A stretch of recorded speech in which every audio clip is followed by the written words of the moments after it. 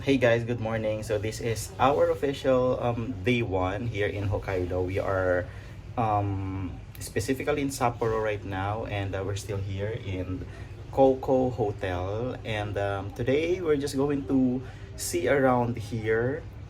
And wala kami talagang itinerary that we're going to follow today. But yeah, tingnan natin what we can do. And nag-freshen up lang tayo. And then mamaya-maya bababa tayo to get our breakfast. But for the meantime, tignan nyo kung gaano ka-araw dito. Yan. It's really summer here in Japan, while I know it's raining hard in Manila, but I am hoping that everybody's safe there. But yeah, just to share with you, ganito ka-summer dito sa Hokkaido, Japan. Hopefully hindi mainit mamaya when we go around the city.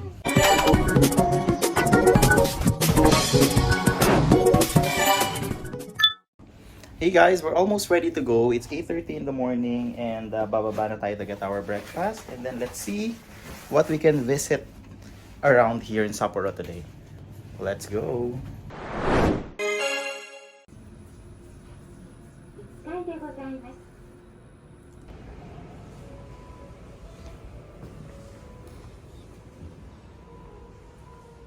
So yung breakfast nila guys, dun daw sa second floor. So let's check.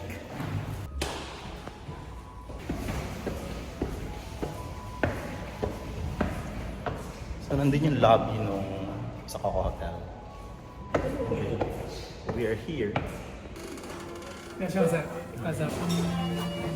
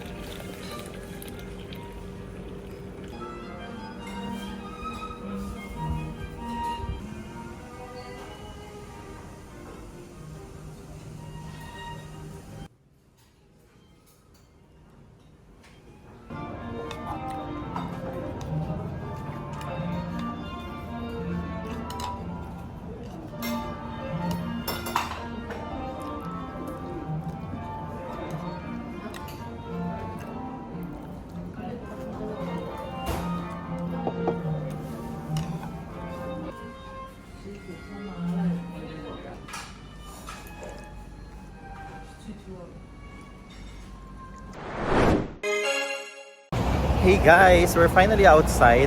Nagstay kami sa breakfast place for almost like 2 hours. Tapos we had to go back to our room. Naiwan kasi namin yung toothbrush namin and now we're here outside. And madami kasi actually mapupuntahan just around this area. So let's check kung ano yung mavivisit natin today.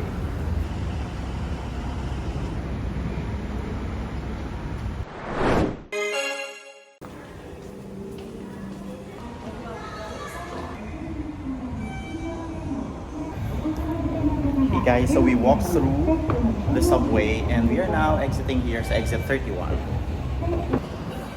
And just right after the exit, andito na tayo sa tower. Hindi pala makita. Pero kanina, I actually showed you yung pinanggalingan natin. Ang walking distance lang siya. And it's nice na meron silang subway where you could actually walk through kasi mas malamig doon. And now, here is the tower, guys. Yan. Yung nasa likod ko. I'll give you a nicer view.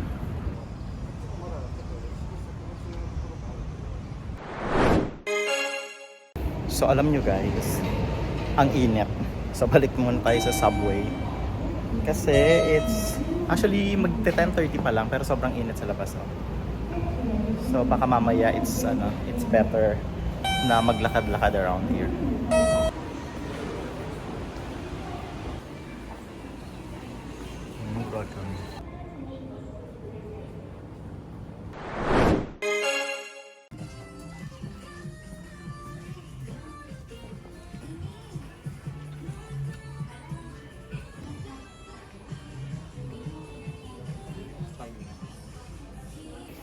So guys, when in Japan and you're doing your shopping, yeah, ang daming sale We're here in GU. Katabi lang siya ng Uniqlo. So we're seeing some things that are actually cheaper here. So let's go by.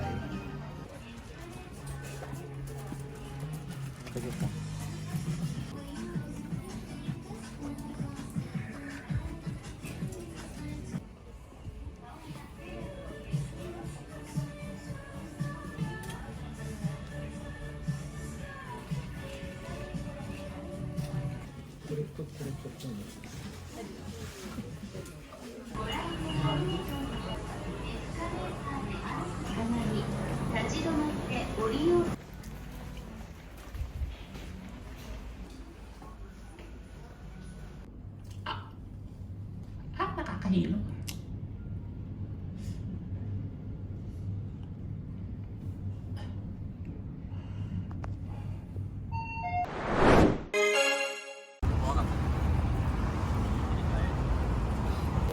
Hey guys, so we're done with GU and Uniqlo shopping. Pero lahat naman ng binili namin mga sale lang.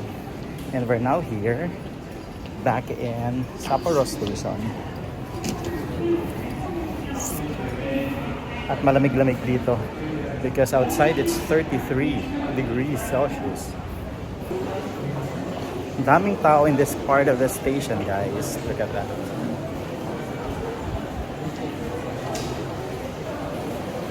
We went to the north entrance just to check yung bus stop na pick up namin dun sa next naming Klook tour. And now, dahil sobrang init sa labas, let's go back to the hotel first and let's have some rest.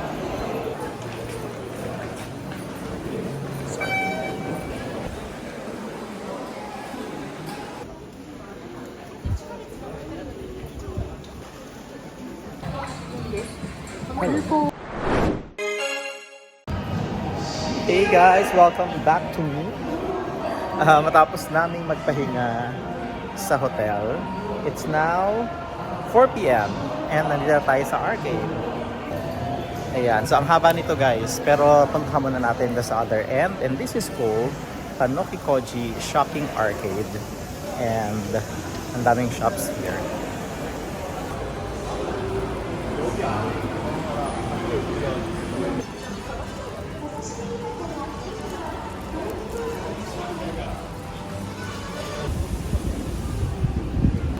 So yung shopping arcade na to guys is actually 3 blocks. Nandito na tayo ngayon sa number 1. Yung kung saan tayo lumabas is actually number 3, and then we passed through number 2, and this is shopping arcade 1.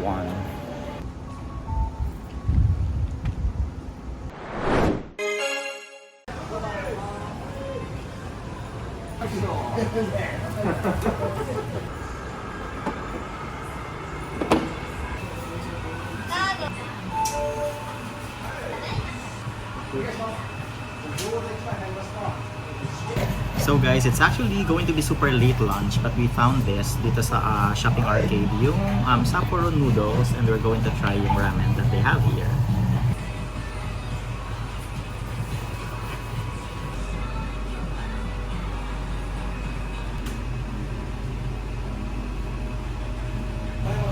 So guys, yung totoo palang pangalan ng restaurant na to is Zero Sapporo Noodles, and look at their restaurant.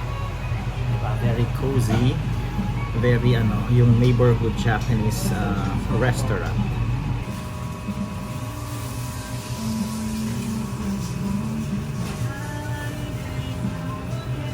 Nandito na guys yung ramen natin. Look at these huge servings.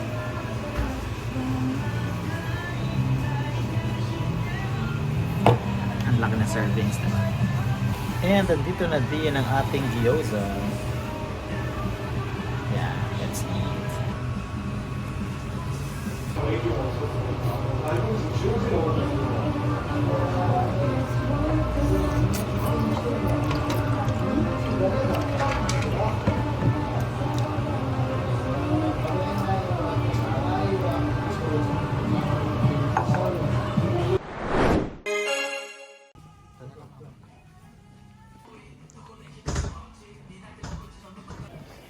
So guys, we're finally done. I'm having our late lunch and another when in Japan moment. We're here in Daiso. This is just actually near dun sa arcade na pinanggalingan natin kanina. So guys, we're back at the arcade. Ang bilis lang natin sa Daiso. Actually, the only reason why we went there is to buy laundry mat. Because we're planning na maglaba dun sa hotel.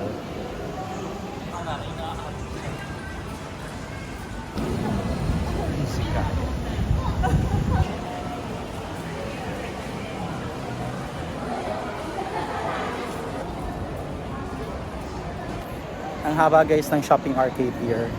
Nagsimula tayo dun sa 3, tapos 2-1, tapos we went back. We're now walking and currently nandito na tayo sa 6th block. All the way there yung 1. This is number 6. Check natin pa until what number.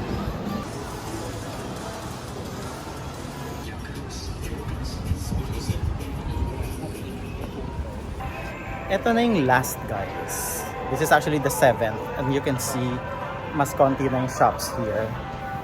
Mas madami yung kainan pero konti na lang yung mga shops. Like this one, mga damit. So yeah, narating natin ang dulo.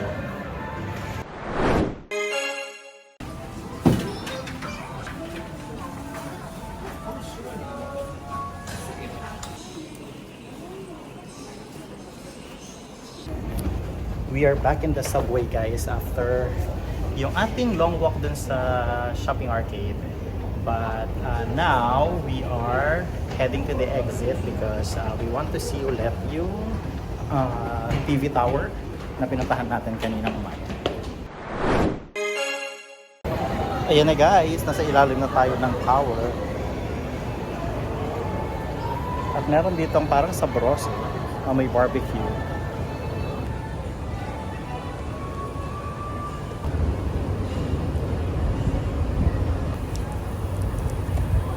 Tignan nyo guys yung mga tower souvenirs nila. What is one?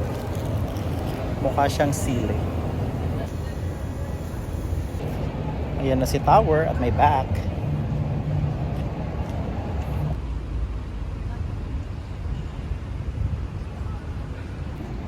Nag-chill na lang tayo dito guys sa park.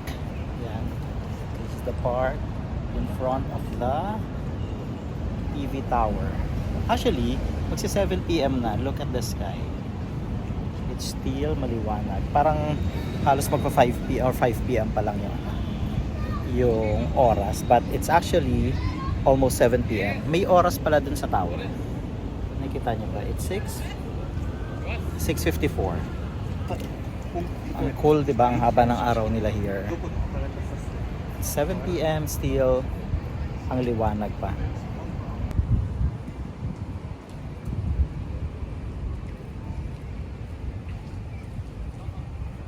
Ito na guys, yung view ng tower kapag medyo madilim na. See, it's 7:24 pero medyo maliwanag pa rin yung langit kaya hindi pa masyadong halata yung lights. But yeah, yan ulit.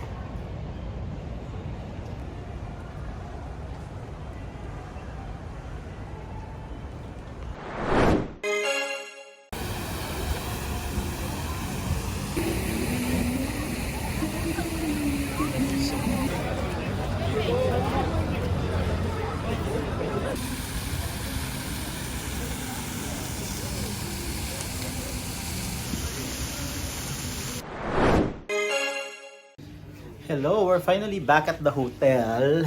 And actually, we also had our dinner sa convenience store.